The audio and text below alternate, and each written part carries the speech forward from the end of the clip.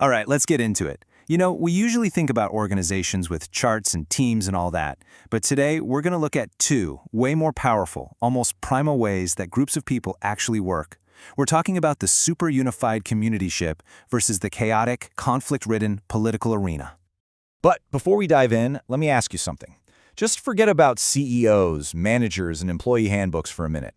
What would a company, or any group really, look like if the only thing in charge was its culture? And that question, it leads us right into our first big idea, the community ship. This is a really unique kind of organization where the shared culture, that collective belief system, is so incredibly strong that it basically becomes the boss of everything. So what exactly is a community ship? Well, picture a group that's so tightly bonded it's like a single community. Think of a ship on a long voyage, totally self-sufficient. Here, the mission, the word, is everything. And the collective force of everyone pulling in the exact same direction, that's what drives all the action. Okay, and this is where it gets really interesting, kind of paradoxical actually. A community ship is somehow both the most decentralized and the most controlling type of organization. So how's that even possible? Well, it's decentralized because power is spread out evenly. There aren't really formal bosses. People just coordinate based on shared beliefs. But it's also the most controlling because that culture doesn't just guide your work. It kind of captures your soul. It demands a level of belief that goes way beyond any rulebook. There's this amazing metaphor for this spirit of the hive. Think about it.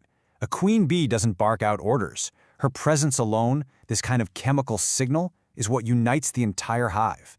In a community ship, the culture is that chemical signal. It's this invisible force that gets everyone working together without a single command ever being said out loud. I know this might sound a little bit abstract, so let's make it real. Let's look at a powerful, real-world example that just perfectly illustrates the community ship theory, the Mairata self-help groups in India. So the story kicks off with this NGO, Mairata. Their whole mission was to help impoverished women in rural areas build their own local groups so they could take control of their own lives. And the result? It was just incredible. I mean, picture walking into a room and seeing 20 women in matching saris sitting on the floor and being described as one. They became this single bonded unit, super energetic, proud, confident. They learned how to organize themselves, manage their money, and even get loans to start their own businesses. That right there, that was the spirit of the hive in action.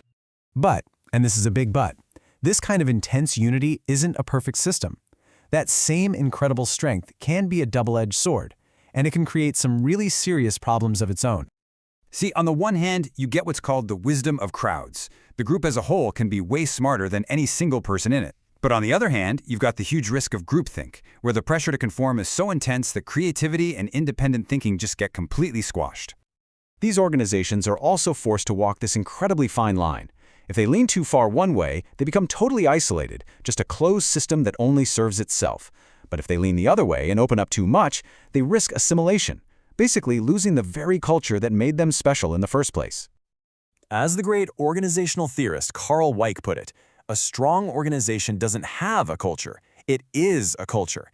And that is exactly why they are so incredibly hard to change from the inside.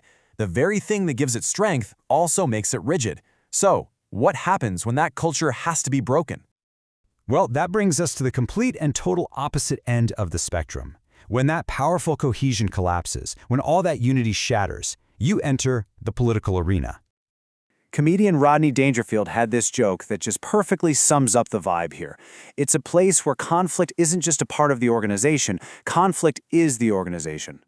And the metaphor here is just as vivid. Imagine crabs in a bucket. They're all clawing to get to the top, which of course means nobody ever gets out. In a political arena, formal authority, expertise, even the old culture, it all gets shoved aside. The only thing that matters are political games and power plays. And the result is, you guessed it, pure chaos. There's no real structure, so any attempt to get things done just gets lost in all the fighting. A state like this is naturally unstable. It usually can't last very long unless it's being propped up by something from the outside, like, say, guaranteed government funding that keeps the cash coming no matter how dysfunctional things are. It's usually a temporary phase an organization has to go through. Now, I know what you're thinking. This sounds awful. A total mess you'd want to avoid at all costs, right?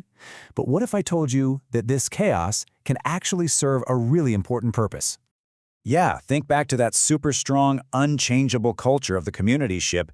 If that authority becomes outdated or even destructive, how on earth are you supposed to get rid of it? And here's the wild part. The answer is politics. First, sometimes that intense, messy conflict is the only thing powerful enough to break the gridlock of a failing system. And second, if an organization is already dying, politics can kind of act like a scavenger. It speeds up the end, which frees up all its valuable resources, the people, the assets, so they can be recycled into something new and productive.